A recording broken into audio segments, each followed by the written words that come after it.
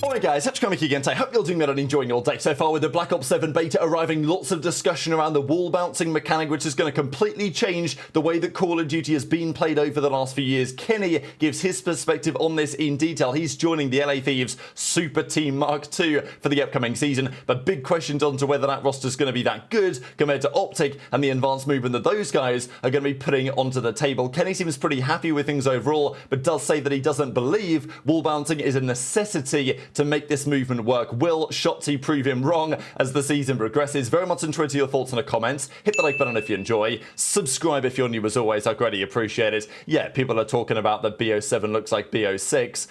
Are we surprised, right? It's kind of Mark II of the same game and meant to be significantly better. We will see how time progresses. This I thought was pretty cool. The guys put together highest LAN tournament KDs in the history of Call of Duty. So not, of course, CDL, because you wouldn't find players like Swanee actually appearing twice on this list with a 1.4 that he had at the World Championship back in 2013. I think that Shane was up here as well. Like Shane and even Jerd, they had some pretty remarkable KDs at those events. Swanee at next year's World Champs had a 1.394.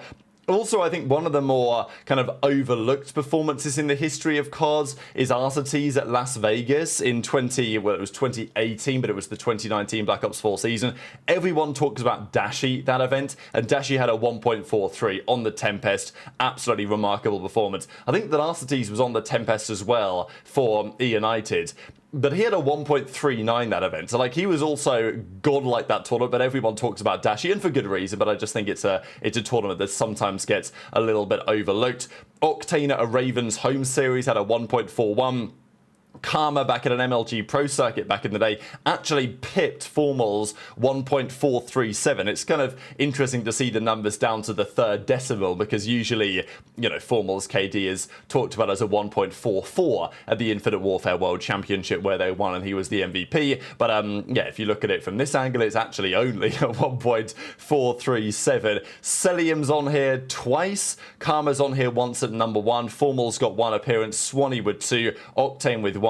Dashy with 2 appearances as well, also with his performance at Anaheim that season. So yeah, BO4 Dashy was definitely built different. Thought it was pretty nice to have a little trip down memory lane there. There was also a funny story that emerged. I actually saw this story probably a week and a half ago. People were talking about it with regard to Charles Leclerc in the Formula 1 side. But there's this like headband thing that they were using. I think the article actually goes on to talk about it in some detail here. So there's this company anyway that makes this headband. And I think that Attach was talking about it because they used to use it on the Minnesota Rocker. They had like a partnership. Yeah, the article mentions it. Rocker were advertised as a Brain Co partner. So they were using this product anyway for a time.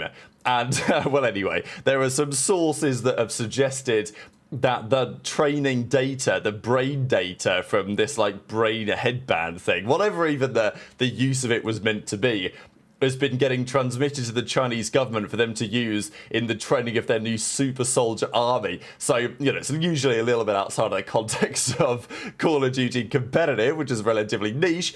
But the article was then updated because, as I say, I talked about this. I didn't talk about it, but I saw it a week and a half ago in F1 just because of Charles Leclerc. But now they're saying that actually Charles Leclerc, Yannick Sinner, and a number of Call of Duty pros may have had their brain data shared. But understandably, there was some pretty funny reaction to this and saying, well, if they're using TJ Halley's data, you know, what could possibly go wrong then? JoeDeceives says, I always knew it was something special. Ken says, look, they sent yours. We're good then. We're good then. Don't worry about the new Chinese super soldier army if they were sending TJ Halley's data over to Beijing.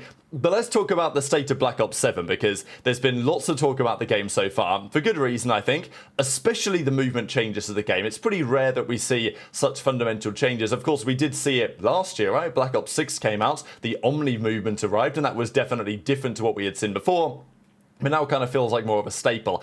The wall bouncing will change things considerably. The question, I guess, for many is it going to be completely revolutionary when it comes to the way that everyone plays the game, or is it going to be counterable? And also, what does it mean for some of the players who, in the CDL era so far, haven't used this movement all that much, right? We've seen Scrappy, he made a comment on Twitter and said, yeah, enjoy your Omni movement, but the iron always wins, right? Like, he reckons he's going to be posted up, and yes, Scrap plays fast and has an incredible shot, but he's not expecting to be bouncing around the map left, right, rhubarb. His intention is to still post up on a heady and gun Shotzzy as he flies up the top rope. But as I said yesterday, if Shotzi's hitting a wall bounce and flying off the top rope and Huke's flying out low, then, you know, you can't kill both of them, right? So that's one team play that we're going to see. But we've seen a lot of this stuff, right? Shotzi's using it right here to great effect. And the fact of the matter is that this is kind of day one. Like, this bit of movement here is really tasty, right? Like, what he does here, the fact that you can wall bounce backwards, I think that's what's very interesting about this movement, because I thought that this wall bouncing would kind of just be what it was in Black Ops 3. So Black Ops 3, you could wall bounce, they used to call it. Of course, most of the time you would like slightly attach to the wall and do a bit of wall running before you then bounce off. But if you hit the wall at a certain angle and then bounced at a certain angle, you would, you know, gain some serious momentum. But you couldn't change your momentum using the wall bounce. Whereas on Black Ops 7 you can. Like, Shotzzy jumps backwards here, manages to wall bounce off this wall back the same way that he just came.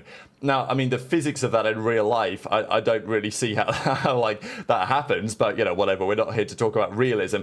The point is that on day one, Shotzi's figuring out how to do stuff like this, and this is going to be relevant for gunfights this year. Shotzi's already had a fair few ideas.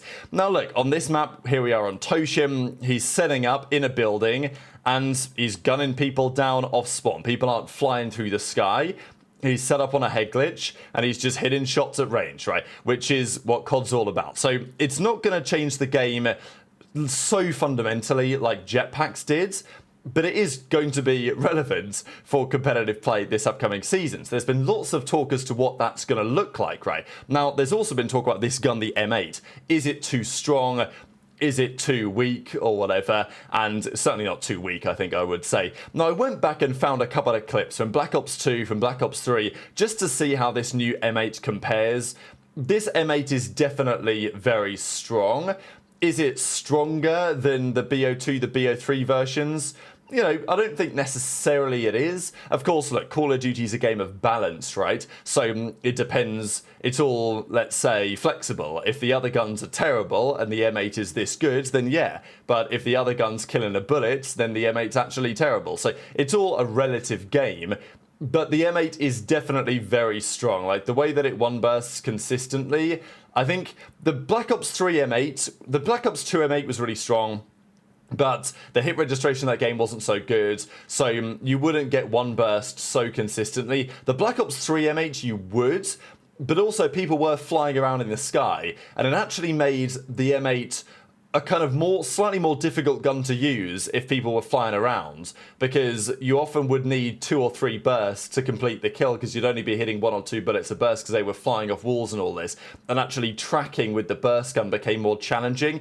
So I think in the jetpack games, the M8, despite still being very good, just naturally was a bit harder to use, because combining a burst with more advanced movements makes it more challenging to hit the guy. Whereas in the games where people are more boots on the ground, the burst guns just do feel a little stronger. So I do understand why Octane and others have the opinion that, like, the M8 is just really good in this game, and it does appear to be. Is it too good though? You know, I don't really think so. I still think it should be viable. I'll share this clip, and I'll also share what Kenny has to say on the new wall bounce mechanic. Nah, this is going to be my pub gun. I can feel it in my bones, dude.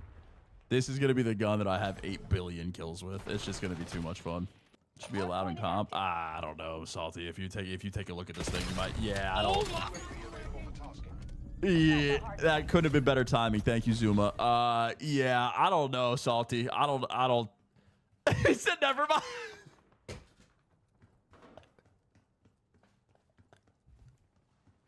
He said never mind. Got 5 straight. Look at this shit, bro. This gun is crazy. Damn it! Or you could get so turned. Like, look at this. That's majorly all about. Scout pulse standing by. Remote using scout pulse. That's fine. it looks clean like the wall bounce, but it doesn't look like it can be made OP. Obviously saying that a little too fast, but like it doesn't look like people are going to be chaining multiple like wall bounces to do anything gunfight wise. That makes sense. Like the wall bounce, obviously I think the one initial wall bounce can be used for a gunfight, but I don't think people are going to be chaining multiple ones into a gunfight, which I think is like good. People will obviously I'm telling you, people will obviously break the wall bouncing, but I don't think people are gonna be doing 2 to 3 wall bounces to like get into a gunfight. I promise you, just based off how like, cause you don't get as much momentum off the wall bounce as like I thought. Like the first initial one you do, but like the ones after don't look like crazy. It's so typical. It's actually normal. Exactly, man. That's kind of what I'm getting at. Is like the wall bounce in this game doesn't feel needed, but it can be used to like your advantage though. This is another one of those interesting clips. So Shotzzy's gunning everyone down, but he's hitting wall bounces like this, and this is the type of wall bounce that I didn't really think would be possible, right? I mean, this wall in front of him, you wouldn't expect him to be able to jump and bounce off this, but he can, because in the same way as the wall bouncing mechanic works elsewhere, you can do this. So, you know, this used to be a thing back in the day. People would just, you know, jump on top of things. But I mean, look, do we think this is fair? This is reasonable? I mean, look, it is part of the game, is what it is. But here we are already, and Shotzzy's figuring out ideas like this. And look, it's not guaranteeing you kills, exactly. And it's maybe no different to how we've seen in the past, where sometimes there'll be a ledge and you can jump off it to get some information and stuff. But the fact that you're able to do this repeatedly, I think that is maybe one of the questions. Because I think Matt Squant says you can only do it 3 times wall to wall, but seemingly Shotzzy can do this as many times as he likes. He can just stand behind there, his character never gets tired, he can just jump and then effectively bounce, and he's kind of bouncing backwards, right? But he's bouncing backwards so minimally that really it looks like he's just hitting a double jump by using the wall. His character doesn't get tired. I think there could be an argument. I'm not really trying to nerf it already, because I'm actually kind of happy with this. But I think there is an argument to say, could Treyarch decide you can only wall bounce 3 times in a matter of seconds or something? So you can't just do that again and again and again to get information. It's something to think about, but Shotzzy goes right back to it and continues to use it to pretty good effect as well. So yeah, this game is going to be tasty. Now, Kenny's opinion is interesting because Kenny has watched the gameplay so far and thinks that, you know what, from an AR perspective, the way these maps are set out, it's not guaranteed that you're going to have to use it all the time. I think generally Kenny's pretty happy with the way that the game looks. We know that Kenny was pretty prolific in Black Ops 4 when, you know, it was also kind of a pseudo jetpack game where there was some degree of advanced movement with, you know, the level of sliding that there was, the way that the jumping mechanics worked, the grapple hook that was a feature as well. So it wasn't quite to this extent, but, you know, I think there's a reason why Kenny might think, you know what, I could be pretty good, and my team could be pretty good at this game.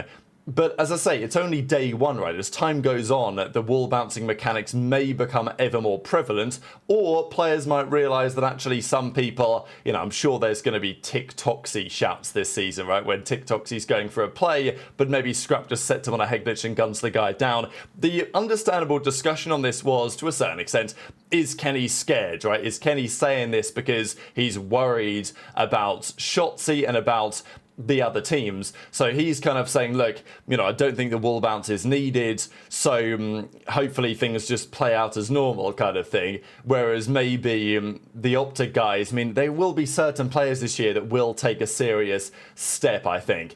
I mean, Neptune was very good last year, Shotzzy was very good last year, Huke as well, as we know.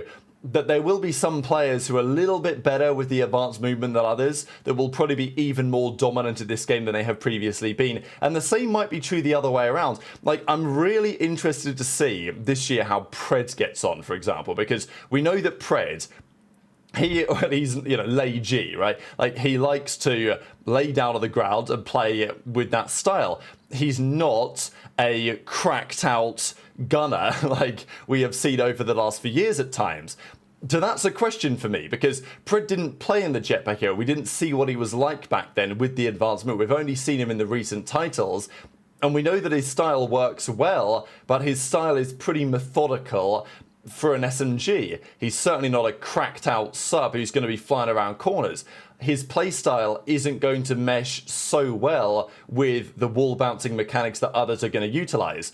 maybe that's going to work to his advantage. Maybe it's not going to make any difference, or maybe it's going to be something that he's going to have to learn how to do. So very much interested in your thoughts in the comments. Hit the like button if you enjoyed. Subscribe if you're new. Take care, and I'll see you next time.